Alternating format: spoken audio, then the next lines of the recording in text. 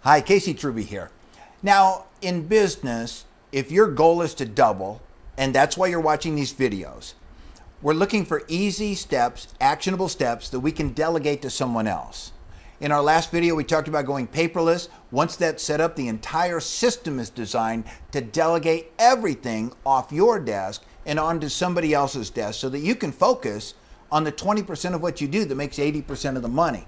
Now, before you can start figuring out what that 20% is, though, the 20% you should be working on, who are the 20% of our customers, what's the 20% of our products, what's the 20% of our advertising that does all the good, you've got to have some numbers. Now, I've been in business for 41 years, and over that time, I've witnessed 4,000 businesses go out of business, people that I've done business with. And every single one of them that went out of business, well, quite frankly, their bookkeeping stunk. They had no idea why they were going out of business. They didn't know why they were making money. And the only answer they could ever come up with is, I need more sales. Well, sales are a big part of doubling your company. But I got to tell you something. If you're not running a clean, smooth operation on the back end, you're going to get bogged down. And you are going to get bogged down. People are going to be so tied up trying to manage the chaos that you're not going to be able to capitalize on all that money you spent on advertising. So bookkeeping is a real important part of doubling a company. Now, in my business, I want to look at 5 numbers every day. We call this 5-minute books. At 5 a.m., I'm a rancher, we all get up early. At 5 a.m., I take 5 minutes and I look at 5 reports. I call that 5-minute books. And here's what's in the reports. I want to look at, number 1, who bought what yesterday. And in a few weeks, I'm going to know who my best customers are. And as a matter of fact, I'm going to know what my best product sales are. So I don't want to look at last month. I want to look at yesterday. Who bought what? Now, you may have a bunch of salespeople, so you might add another report that said who sold what, so you can start focusing on your best salespeople, which, by the way, I'm going to give you a footnote right now. Business owners have a tendency to spend all their management time with the losers at the bottom of the sales report.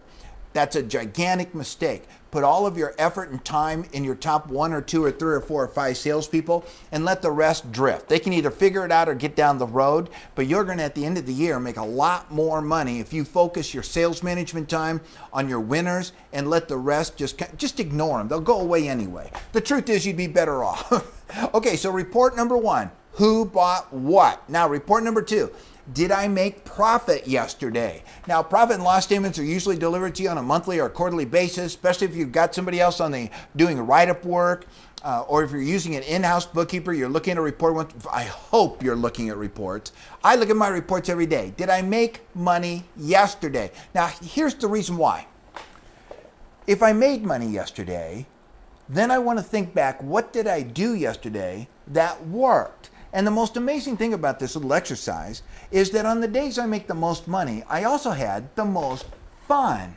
So if we can isolate what we do that is actually fun and do that again tomorrow, guess what? Every day could be the best day of the year. Now, wouldn't that be impactful? So every single day I look at yesterday's profit and loss statement. Now, the third thing I look at is, where did we spend money at yesterday? At the end of the month, it's pretty late to control expenses. And I know every one of you have wasted money. And remember, I've only got to cut your expenses by 10%, and I've got to expand your sales by 10%. And if I can do those 2 things, I've doubled your profit this year. Next year will be a little bit more work, but that's all I got to do this year for 98% of the people in business. And so, where did I spend money? I look at an expense report every single day. Now, I use online accounting. I have an outsourced bookkeeping service.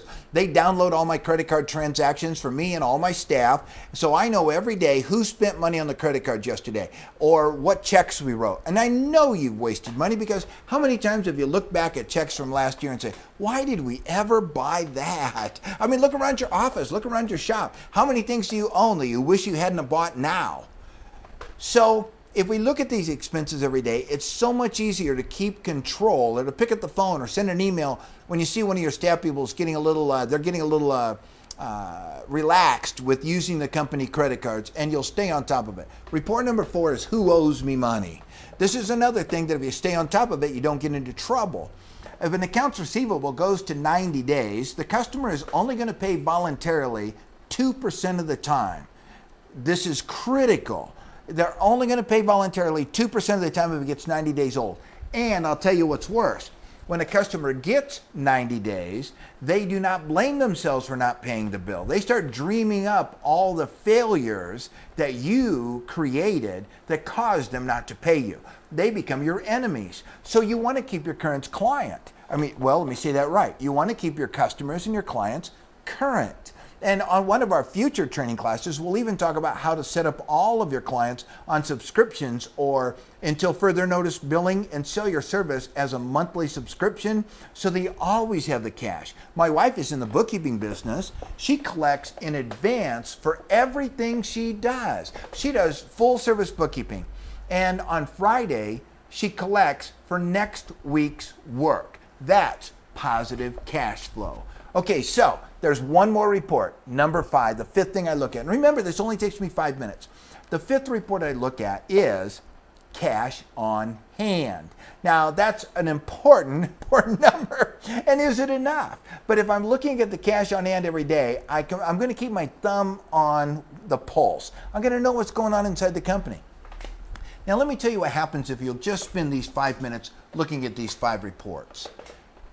Sometime over the next 40 days or so, you're going to really start understanding what works in your business. You're going to understand that 20% of what I'm doing makes 80% of the money, and you're going to drop all the other things off the task. Why be involved in all those things that don't make you money? I know why. We get sucked into them. There are emergencies, a phone rings, somebody's yelling down the hall, the customer's screaming. We get sucked into too much chaos. But if we see there's just a few things we do that make money, don't do anything else.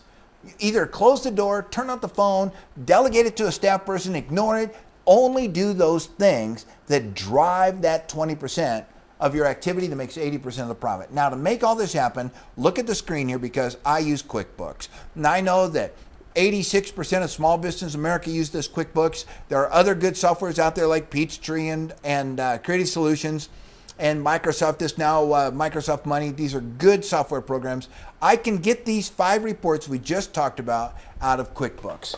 And using QuickBooks, and I use it right. The reason I use it right is because I don't do my own books. I hire an accountant. It's cheaper for me to outsource my bookkeeping than it is to do it in-house.